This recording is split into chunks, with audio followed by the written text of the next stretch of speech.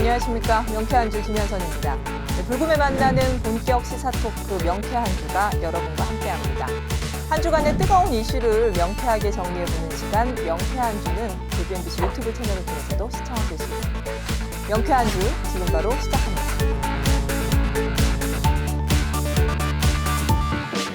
안녕하십니까. 네. 첫 소식은 뭘 가지고 오셨나요? 안된 다음에 보여드리겠습니다. 네. 첫 소식은 이번 한 주 내내 그 도의 앞에서 찬반 집회 때문에 시끄러웠던 학생 인권조례 제정입니다. 거의 뭐 최근 며칠 동안은 그 찬반 시위가 계속 의회 앞에서 있더라고요. 네. 예. 조례안 내용부터 좀 살펴볼까요? 말 그대로 그 학생들의 인권을 보장하자는 조례인데요.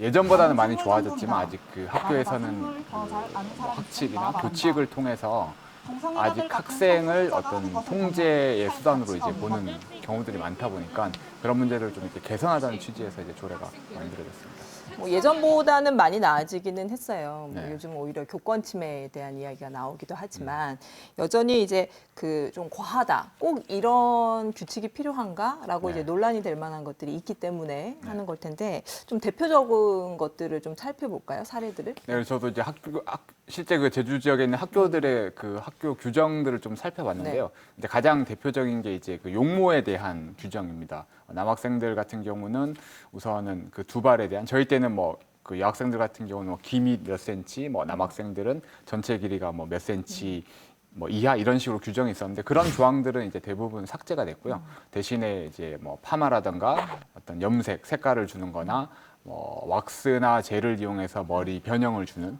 이런 것들에 대한 것들을 금지하고 있고 여학생들 같은 경우는 뭐 귀걸이나 반지 같은 이런 액세서리 착용을 금지하고 뭐 색조 화장, 뭐 눈썹 이런 부분에 대한 규정들이 좀 있더라고요. 또 일부 학교에서는 교실 안에서는 교복 위에 이제 외투 착용을 또 금지하는 경우들도 있고요. 네.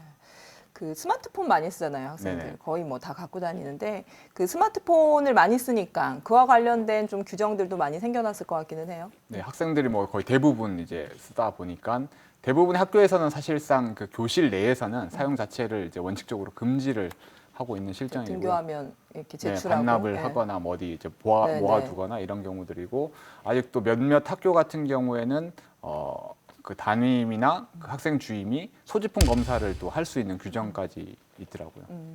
김 기자는 학교 다닐 때 제일 마음에 안 들었던 규칙이 뭐였어요? 저는 뭐 보시면 아시겠지만 머리요? 두발 규정. 네, 어떤 그때 이렇게 그 스포츠 머리라고 하나요? 되게 짧게 깎고 다니나요? 네, 저희 때는 중학교 때는 아직도 기억이 나는 게 규정이 5cm였어요. 사실 5cm면은 거의 이제 삭발에 가까운 수준이어서 그것 때문에 좀 스트레스를 많이 받아서 아예 그냥 완전 삭발을 하고 다녔던 기억이 나네요. 네, 그때 한을 지금 풀고 있는. 그래서 열심히 기르고 있습니다. 물론 이제 그 이야기된 규칙들 중에 이제 받아들이시는 분마다 좀 다르기는 하겠지만 네. 좀 이제 과하다. 그런 게 꼭 필요해? 뭐 이런 것들이 있기는 있어요. 그래서 뭐 약간 시대의 흐름에 맞고 그리고 좀 부당하다고 볼 수 있는 그런 것들을 좀 개선해 나가자. 이게 네. 조례의 취지인 것 같은데, 네. 뭐 어떤 그 조례의 어떤 그런 어떤 규칙들 말고 직접적으로 중요한 내용들이 있다고 하면 어떤 것들이 있을까요? 뭐 여러 가지 것들이 있는데 우선 용모가 학생들의 사실상 네. 가장 큰 관심이기 때문에 용모에 대한 개성을 존중하는 권리, 이제 자기 개성을 실현할 수 있는 권리라고 해서 이 부분들이 학생들이 용모를 그러니까 동일한 기준으로 뭐 획일적으로. 재단을 한다거나 금지시키는 네. 부분을 조례상으로는 원칙적으로 금지를 하는 부분이 있고요. 그리고 소지품 검사. 사실 요즘에 소지품 검사는 좀 너무 시대에 안 맞는 것 같고 실제 학교에서 그게 자주 발생하지는 않지만 소지품 검사를 이제는 원칙적으로 금지를 하고 있고 학교의 안전상의 문제가 될 경우에 한해서 이제 할 수 있는 쪽으로 조례에서는 이제 명시하고 있습니다. 네. 그러니까 뭐 보충 수업이나 종교 그죠. 수업 이런 것들도 좀 선택적으로 네. 할 수 있게 내가 지금은 선택할 수 있게. 사실은 거의 이제 반강제적으로 모두 다 보충 수업이나 학교마다 이제 어떤 그 재단에 소속돼 있는 학교 같은 경우는 종교 수업을 하는 곳들도 있잖아요. 그쵸. 이제 그런 것들은 거의 반강제적으로 지금 받아야 되는데 이것도 학생들의 어떤 인권을 침해한다라고 판단을 해서 그 부분에서 100% 이제 선택해서 할 수 있게끔. 그러니까 뭐 강론에 들어가서 살짝 의견들이 갈릴 수는 있겠지만 뭐 조례의 큰 흐름이나 이런 거에서는 큰 이견이 없지 않을까라는 생각이 드는데 실제로는 그렇지 않아요. 찬반 논란이 되게 심해지고 있고 사실은 조례안 심사 앞두고서부터는 며칠 전부터는 계속 시위도 있고 그렇거든요. 네. 예, 이유가 뭔가요? 일단 찬반 단체 입장이 너무 극명히 갈리고 있는데 어쨌든 조례 시작도 이제 학생들이 지난해 봄에 신청을 하면서 시작이 됐었고 뭐 정교조나 이쪽은 이제 인권 조례 제정이 필요하다라는 의견을 계속 밝혀왔었고 반대 단체는 주로 교원총연합회나 학부모 단체 그리고 기독교 교단 협의회 등에서 이제 반대를 하고 있는데 인권을 보장하는 것도 물론 중요를 하지만 어떤 너무 권리만 강조를 하고 의무가 이제 포함되어 있지 않기 때문에 자칫 학생들이 이 인권 조례를 명분으로 해서 교사의 이제 지시를 받아들이지 않고 뭐 가끔 보면 뭐 뉴스나 이런 데서 나오는 것처럼 뭐 신고하겠다 뭐 이런 식으로 교사를 협박한다거나 이런 경우들이 발생을 하게 되면 결국은 교권 침해로까지 이어지고 전체적인 면학 분위기도 이제 떨어지면서 결과적으로 이제 학생들의 성적까지 이제 떨어지는 피해를 학생들이 보게 된다는 주장을 하고 있는 겁니다. 뭐 정도의 문제이긴 하지만 뭐 일부 학부모 단체나 교원 단체에서 우려하는 시선들에 대해서 뭐 일견 이해가 가는 측면도 있기는 한데요. 그 기독교 단체에서 뭐 이 조례가 이제 뭐 동성애를 조정을 한다거나 뭐 성문란을 야기할 수 있다 이런 이유로 반대하는 부분은 그냥 바로 이해가 가지는 않거든요. 어떤 부분들 때문일까요? 저도 사실은 초반에 이 주로 반대 집회를 하면서 목소리를 내시는 분들이 이제 뭐 성문란이라던가 어떤 이런 문제를 계속 제기해서 이게 어떤 연관이 있을까 사실 좀 의아했었거든요. 근데 찾아보니까 문제가 되는 거는 그 인권조례에 있는 그 8조 1항 때문인데 8조 1항이 이제 차별받지 않은 권리를 돼 있는데 그 내용을 보면 국가인권위원회법 평등권 침해에 따른 차별이라던가 아니면 학교에서 뭐 징계를 받거나 성적 때문에 정당한 이유 없이 차별을 받을 수 없다라는 권리가 있어요. 뭐 이런 내용이 이제 그 종교단체에서는 문제를 삼는 거죠. 근데 그 조항 자체는 상식에 그렇게 크게 어긋나는 것 같지는 않거든요. 네. 예. 그래서 조항만 보면 사실은 뭐 당연히 차별받지 않아야 되고 뭐 징계나 성적으로 학생을 차별하는 거는 잘못된 부분이잖아요. 근데 종교단체는 여기서 이제 더 나아가서 그 국가인권위원회법을 더 살펴봤더라고요. 근데 국가인권위원회법에 나오는 그 평등 침해에 대한 차별받지 않는 권리 내용에 보면 그 차별이 뭐 장애나 국가, 뭐 종교 이런 것도 있지만 성별, 성적 지향이라는 부분이 있어요. 성적 지향이라는 부분이 있는데, 그러니까 성적 지향에 따라서 차별해서는 안 된다라는 게 국가인권위원회 법 취지인데 기독교에서는 이 성적 지향이 동성애를 옹호하고 학교 교육에서 이 동성애 교육을 옹호하거나 그쪽을 이제 그좀 조장하거나 조장하는 이제 분위기를 만들 수 있어서 이게 결국은 성문란으로까지 이어질 수 있다고 이제 주장하고 있습니다. 그런 논리군요. 근데 이 정도 내용의 학생 인권 조례가 지금 이렇게 제정이 되기 위해서 논의되는 게 제주만은 아니잖아요. 이미 학생 인권 조례가 시행되는 곳들도 있는 걸로 알고 있거든요. 네, 벌써 한참 전이죠. 2011년도에 경기도가 우선은 그 학생 인권 조례를 제일 먼저 이제 만들었고요. 그리고 서울과 강주, 그다음에 전북과 충남에 이어서 제주도가 이번에 6번째로 제정을 하는 거예요. 다른 지역도 마찬가지로 이 종교계의 그 반대는 제주뿐만이 아니라 전국적인 그 반대 운동을 지금 계속 하고 있기 때문에 다른 지역도 제주처럼 그 제정 전에는 여러 가지 진통을 겪었고 제정 이후에도 어쨌든 운영을 10년 가까이 했으니까 여러 가지 평가들이 있을 건데 근데 이 평가도 찬반 단체에 따라서 이제 좀 엇갈리더라고요. 아무튼 찬반 논란 때문인지 도의회가 심사 보류를 했어요. 네. 아무래도 물론 조례 자체도 이제 찬성 조례도 있고 또 반대 조례도 있고 또 교원 단체라든가 이런 데서 그 반대 청원도 엄청 많았었고 지금 거의 일주일 동안 계속 집회가 이루어지고 있잖아요. 그러다 보니까 이게 단순한 학생 인권 문제를 떠나서 갈등 양상으로 번지고 또 학교 안에서는 학생들은 인권 조례를 주장하고 또 일부 교사들은 반대하고. 또 교권 침해를 우려해서 반대하고 교권 침해를 오히려 또 주장하고 있거든요. 지금 현재 상황에. 그러다 보니까 이게 자칫 더 큰 갈등으로 번질 수 있기 때문에 추가 공론화를 통해서 이 정확한 내용을 좀 더 사람들이 알 필요가 있다라고 판단을 해서 우선은 심사 보류를 시켰고 앞으로 이제 토론회나 그다음에 공청회를 통해서 이 부분을 더 공론화시킨 다음에 심사를 다시 하자라고 결정을 내렸습니다. 토론 과정을 통해서 좀 서로 이해의 폭을 넓히고 조율할 수 있는 방법들을 찾았으면 좋겠네요. 네. 다음 소식은 뭔가요? 네, 다음 소식은 국회 상임위 법안심사 소위까지 상정됐던 4.3 특별법 개정안입니다. 결국 심사가 안 됐어요. 예. 네, 아쉽게 상임위까지 상정이 됐는데 다른 안건들 논의에 밀리다 보니까 사실은 법안심사 소위에서 4.3 특별법 개정안에 대해서는 아예 논의조차 꺼내지 못하고 안건으로만 올라간 상태에서 이제 미뤄지게 됐습니다. 다음 소위로. 국회에서 이제 일반적인 법안 처리 과정을 좀 이야기를 해보죠. 네, 이게 사실 되게 복잡하니까 기자들인 경우도 가끔 헷갈릴 때가 많거든요. 우선은 어떤 법안이 상정되면 4.3 특별법 개정안 같은 경우에는 우선 민주당 오용훈 의원이 제출한 안과 그다음에 국민의힘 이명수 의원이 제출한 안이 두 개가 있는데요. 네. 안이 제출이 되면 그 해당 상임위라고 하는 4.3 특별법 같은 경우는 이제 국회 행정안전위원회에서 이제 맡고 있는데 행정안전위원회 전체 회의를 통해서 이 안건을 우리가 심사를 하자 안 하자 결정을 내려요. 결정을 내리면 상정을 하면 실제 심사는 법안심사소위원회에서 다루는데 행정안전위원회들이 반반씩 나눠서 1소위, 2소위 해서 이제 법안 심사를 다루고 소위원회에서 이제 심사 끝에 통과되면 상임위에서 전체 결정을 내리고 의결을 한 다음에 그 다음에 또 다시 또 이제 법제사법위원회로 올라가서 이 법률안이 기존에 있는 다른 법률과 충돌은 있는지 없는지 이거를 또 검토를 해야 되거든요. 검토를 해서 의결을 거친 다음에 그 다음에 본 회의에 이제 상정이 돼서 거기서 최종 결정이 내려지게 됩니다. 사실상 이제 넘어야 할 첫 관문이 법안심사 소위라고 볼 수 있을 것 같은데 네, 좀 그죠. 중요한 관문이 지난 국회 때도 4.3 특별법 개정안 관련해서 법안심사 소위에서 여러 가지 부정적인 의견들을 냈어요. 정부랑 여당이. 예.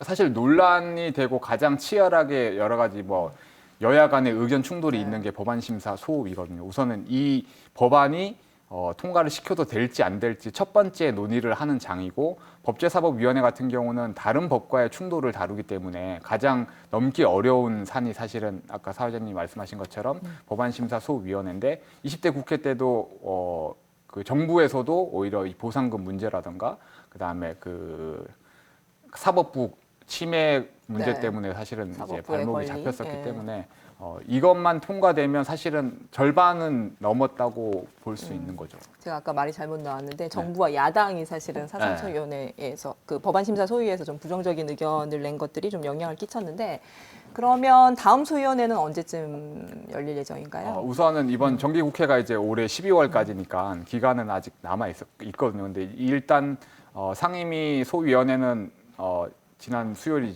지난 월요일 이제 마지막이기 네. 때문에 그 소위원회에서 이제 통과된 법안을 전체 의견을 통해서 의결을 해야 되는 네. 절차들이 남아 있고 그리고 바로 또 추석 연휴잖아요. 그렇죠.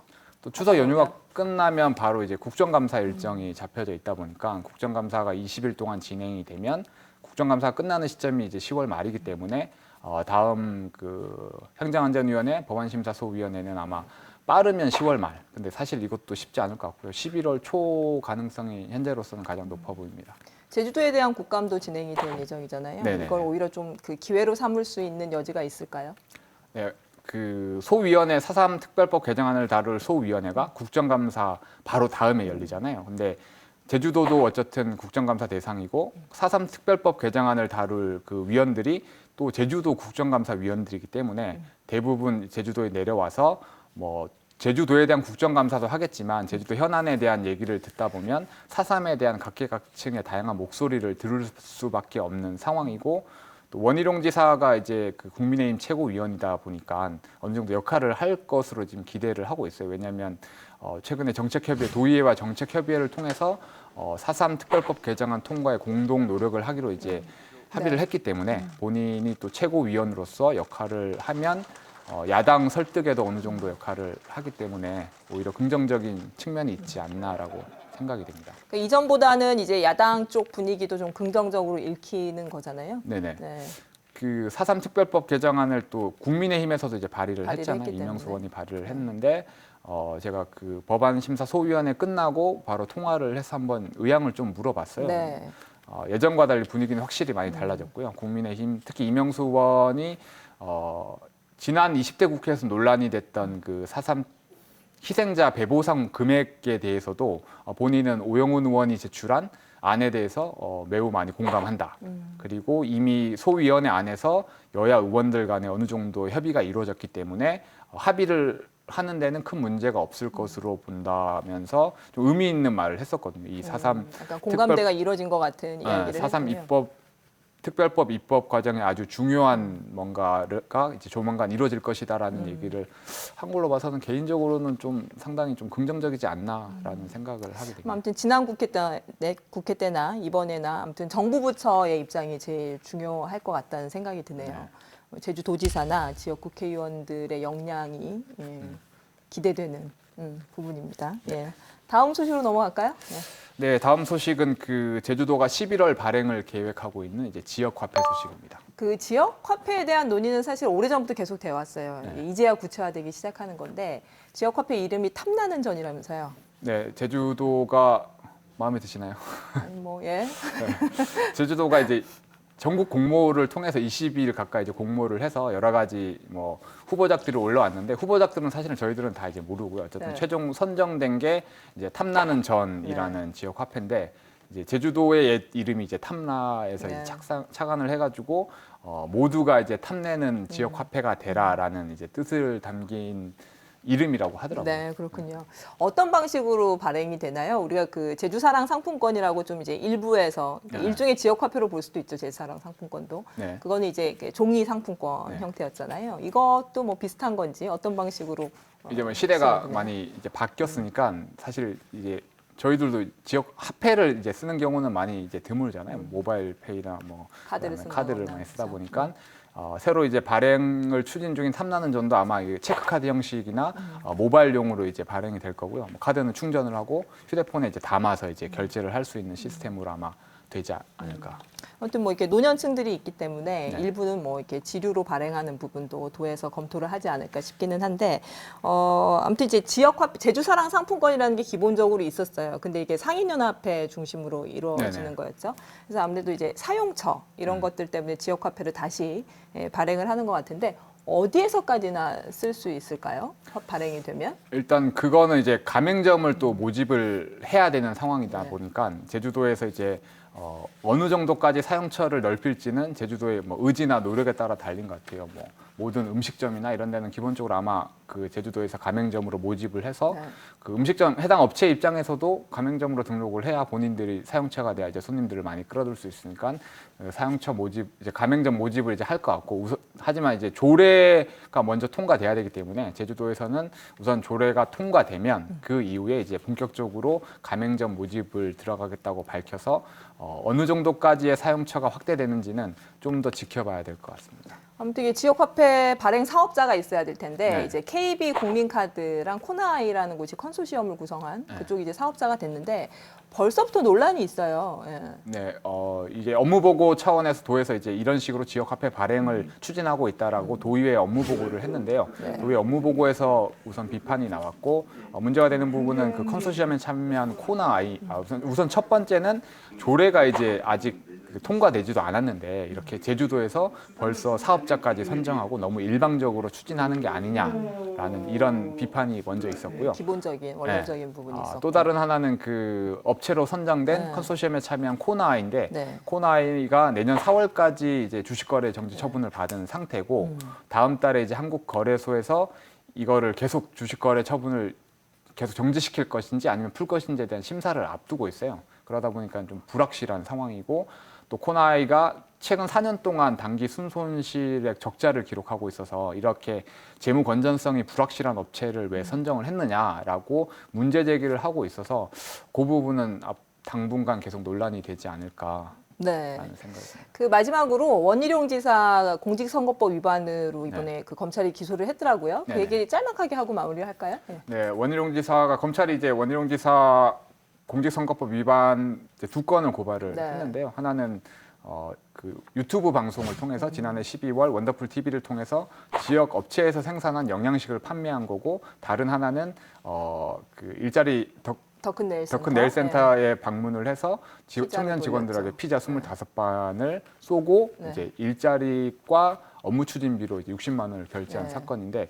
이게 이제 기부행위로 기부행위로 이제 본 보는 거죠. 예. 원희룡 지사는 되게 강하게 반발하고 있어요. 그 기소된 네. 당일날 입장문을 발표하기도 했던데 어떤 입장을 이야기를 하고 있나요? 우선은 이 검찰 기소에 대해서 이제 납득할 수 없는 이유로 검찰이 이 행위를 지사의 직무 범위에서 이뤄진 행위를 법정까지 끌고 갔다. 그리고 청년들에게 이제 피자를 선물하고 그리고 그 지역 업체가 생산한 그 제품을 판로를 홍보하고. 개척하는 부분은 지사로서의 어떤 당연한 책무이고 정당한 이제 직무 행위다라고 이제 강하게 유감의 뜻을 밝혔습니다. 네, 국민의힘도 국민의힘 제주도당도 이제 성명을 냈는데 이제 집권 여당의 지사였어도 기소를 했겠냐 뭐 네. 이런 입장을 표명을 했던데요. 아무튼 원희룡 지사가 1년 전에도 공직선거법 위반 혐의로 재판이 진행이 됐었잖아요. 뭐 여러모로 좀 부담은 없지 않아 있겠습니다. 예. 네. 네. 이제 추석 잘 보내시고 네. 다음 시간에 뵙도록 하죠. 네, 알겠습니다. 네, 수고하셨습니다. 고생하셨습니다.